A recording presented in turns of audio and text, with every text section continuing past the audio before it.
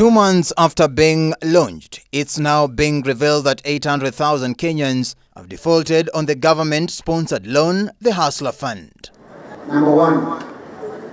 According to President William Ruto, the defaulting was recorded between November 30th, 2022, when the Hustler Fund was launched, and February 2nd, 2023.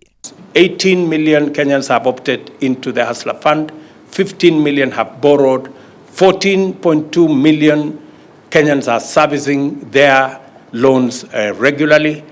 800,000 are behind schedule, but I'm sure they will catch up. And we have lent 17 billion Kenya shillings to these members. We have lent 17 billion Kenya shillings, and members of the Hustler Fund have also saved 850 million Kenya shillings. 14.2 million Kenyans who have serviced their loans will now get an increase in their loan limit because of good borrowing habits. Na kama vile nilivyosema, for purposes of being clearly understood, kuanzia kesho wale watu wamekuwa wanakopa kwa Hustler Fund, tutaongeza limit ya pesa ambayo unaweza, kama ulikuwa unapata 500 na umelipa mara 2 mara 3, kesho sio 500, utakuwa unapata sasa 1,000. Na wale mko 1,000 mtasonga 2,000. Na wale mko 2,000 mtasonga 3,000. Hivyo ndio kila mtu sasa tuende hiyo safari, na vile tulisema tutasukuma hiyo mpaka ifike unaweza kukopa shilingi 50,000 kwa hiyo Hustler Fund. Alafu tutakuja mwisho wa hii mwezi utakuwa unaweza kukopa mpaka shilingi $500,000 kwa wale wako katika Saccos, tukiendelea na hivyo. President Ruto, however, announced plans to unveil a Hustler Fund for Saccos that will allow different registered groups to borrow low-interest loans. Your Excellency, you launched the Hustler Fund, and I'm sure by now you've been able to see, and Waziri, you've been able to see those who are saving, those who are disciplined, those who are returning. We pray and we hope that you can now help us increase the amounts for some of these who are organized in these groups, so that they can borrow, upwards of 50,000, 1 million, 2 million shillings. I know it is possible now because we've seen the system is working. Mona Safaricom inafanya, na the telcos. We have seen the credit worthiness. So I hope that, Your Excellency, the common mwananchi now can be able to do transformative business by accessing that, and especially those who are registered within our Saccos.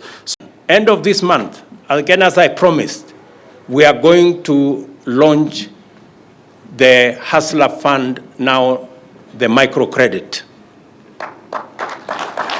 where now Saccos like the police Sacco can also join and borrow money for your members.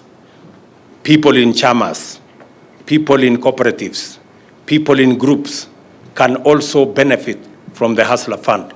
That product is going to be launched end of this month, so that we can again grow the number of people. Wale wamama wako kwa chama, wale wamama wako kwa group, wale wengine wako kwa Sacco fulani.